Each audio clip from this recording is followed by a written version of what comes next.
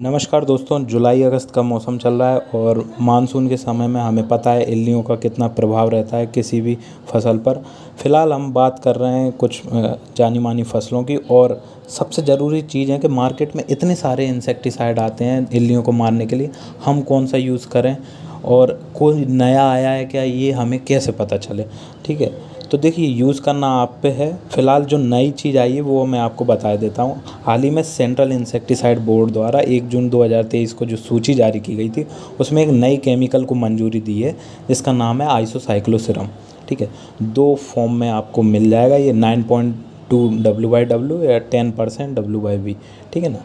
तो इसमें अभी ये W/W क्या होता है, DC क्या होता है, W/V क्या होता है, DC क्या होता है, ये आपको किसी नई वीडियो में आराम से एक्सप्लेन कर देंगे, नहीं तो वीडियो लंबा हो जाएगा। फ़िलहाल आइसोसाइक्लोसिरम के बारे में समझ लेते हैं, ये इंसेक्टिसाइड कैसे काम करेगा। ठीक है, टोटल देखिए 25 इंसेक्टिसाइड हैं, उसमें से एक ये आ गया है जो जिसकी गवर्नमेंट ने मंजूरी दी है।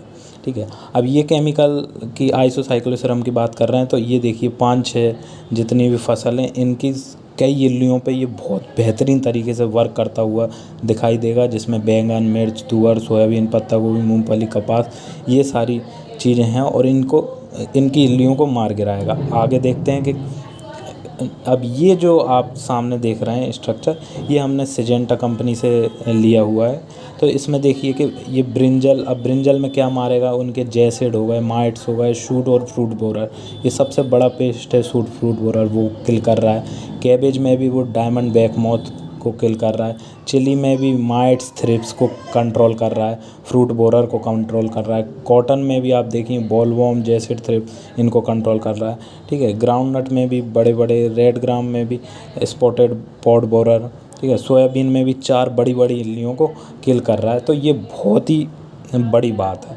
और इसमें भी आप देख लेते हैं कि आपको यूज़ कितना करना है। देखिए आप कभी सब्जी वाली फसल देखेंगे, जैसे मिर्ची हुई, कैबेज हुई, ब्रिंजल हुई, इसमें सिर्फ आपको 200 ml डालना है 1 हेक्टेयर में।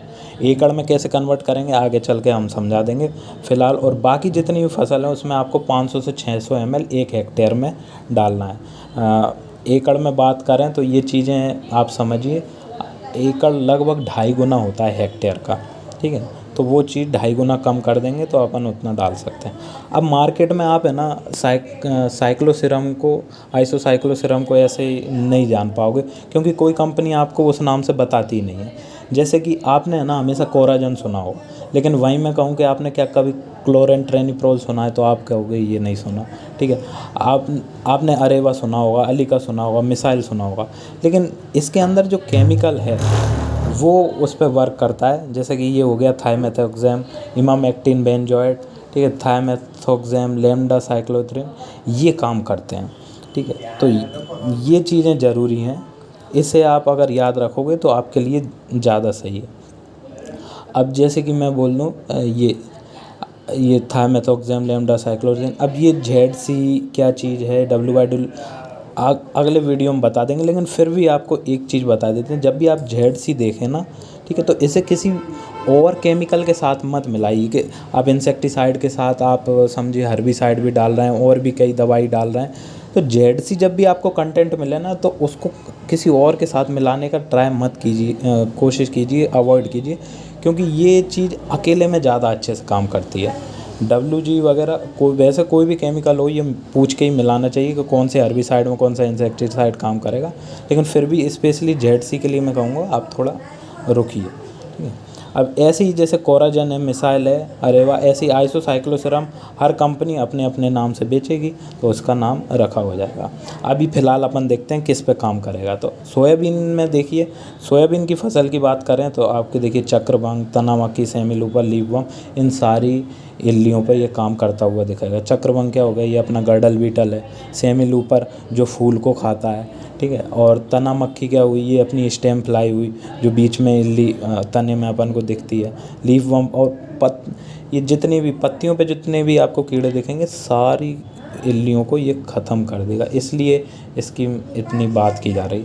अब ये देखिए सीमोडिस नाम से सिजेंटा कंपनी ने निकाला है। अब आप बोलोगे कि इसी कंपनी का क्यों बता रहे हैं, तो इन्हीं कंपनी ने वर्ल्ड में पहली बार ये केमिकल खोजा है। अब इसे ये कंपनी सीमोडिस के नाम से बेचेंगी, ठीक है। और इसमें जो टेक्नोलॉजी इन्होंने इस्टेब्लिश जो यूज़ की है वो है प्लिनाजोलिन टेक्नोलॉजी। और इसलिए ये क्या है, न्यूरल सिस्टम पे अटैक करेगा आपकी इल्लियों पे और उनको जल्द से जल्द मार गिराने की पावर रखेगा।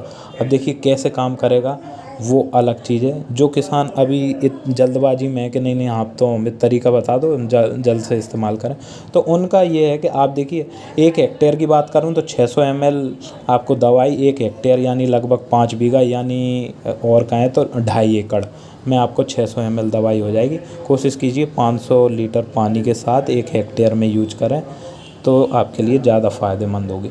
अब कुछ कह रहे हैं कि भैया हमें बीघा, एकड़, हेक्टेयर ऐसे समझ में नहीं आता, तो आपको देखो पंप में समझ में आता होगा। आप पंप लेके दवाई छिड़कने जाते हैं तो आप लगभग 4 पंप 1 बीघा में डालते हैं, ठीक है। तो आपको एक पंप में 30 ml दवाई डालनी है, आपका काम हो जाएगा। 30 ml दवाई एक पंप में डालोगे आपका काम हो जाएगा लगभग, यानी 120 ml की अगर बोतल होगी तो आप समझ लीजिए वो आपकी 1 बीघा के लिए हो जाएगी। वहीं 240 ml की बोतल आपको 1 एकड़ के लिए हो जाएगी। और इसकी आप पैकिंग भी देखोगे ना तो कंपनी को इसी फॉर्म में निकालनी पड़ेगी 240 ml एक, क्योंकि वो भी जानते हैं एकड़ के हिसाब से किसानों को देंगे उनके लिए ईजी पड़ेगा, ठीक है। और कोशिश कीजिए, देखिए ग्रुप 30 इंसेक्टिसाइड है वो। अब ग्रुप 30 क्या चीज़ होती है ये भी किसी दिन समझा देंगे। तब तक के लिए आप ये समझिए कि 15 दिन बाद इसे फिर से स्प्रे कीजिए, जिससे क्या है आपको जो अगर कुछ इल्लियाँ बच गई हैं या उनमें फिर से रीग्रोइंग पावर आ गई है तो वो भी मर जाएं। 15 दिन बाद इसका स्प्रे रिपीट करना। अब ये देखो आइसोसाइक्लोसिरम का स्ट्रक्चर होता है। अब कई किसान बोल रहे होंगे ये चीज़ें हमें क्यों बता रहे हो, तो सीखिए, ज़्यादा मज़ा आएगा, ठीक है। आइसोसाइक्लोसिरम पहले ही बोला, सिजेंटा क्रॉप प्रोटेक्शन कंपनी ने इसे खोजा था, ठीक है। वर्ल्ड में पहली बार खोजा गया है। ये न्यू टेक्नोलॉजी है, नर्वस सिस्टम पे ये काम करेगा।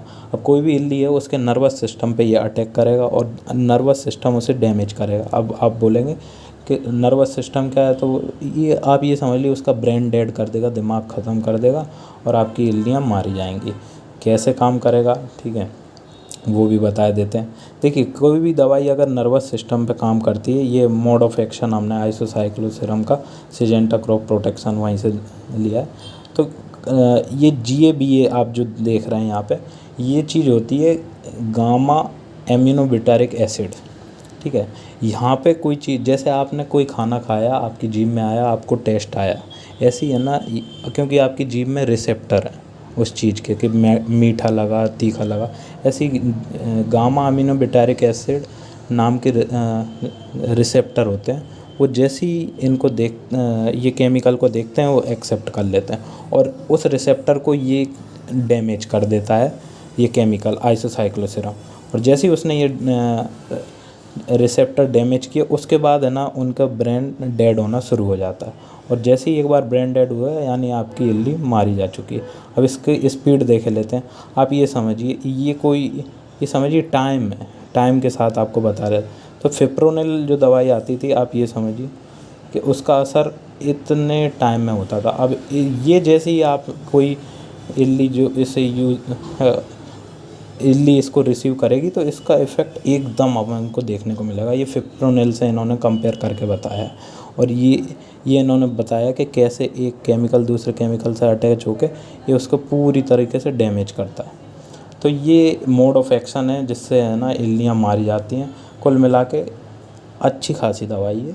और सिजेंटा कंपनी ने इसे सीमोडिस के नाम से लॉन्च किया है। जैसे आप कोराजन जानते हो, जैसे आप अलीका जानते हो, ऐसे ही अब कुछ दिन बाद आप सीमोडिस जानोगे। इन्होंने 360 डिग्री इसके ऊपर एक लोगो लगाया है। उनका मतलब है कि 360 डिग्री यानी कि लगभग हर एंगल की दवाई इल्ली के लिए ये काम करेगी। साथ में नीचे आप देखोगे, ये देखिए 240 ml, मैं ना कहता था कि ऐसी पैकिंग में रिलीज करेंगे। अब ये 240 ml यानी 1 एकड़ के लिए ये दवा, ये वाली डिब्बी आपकी हो जाएगी। तो आगे हम फिर किसी नई वीडियो में मिलेंगे। तब तक के लिए नमस्कार और देखते रहिए कृषि सारंग एग्रीकल्चर। धन्यवाद।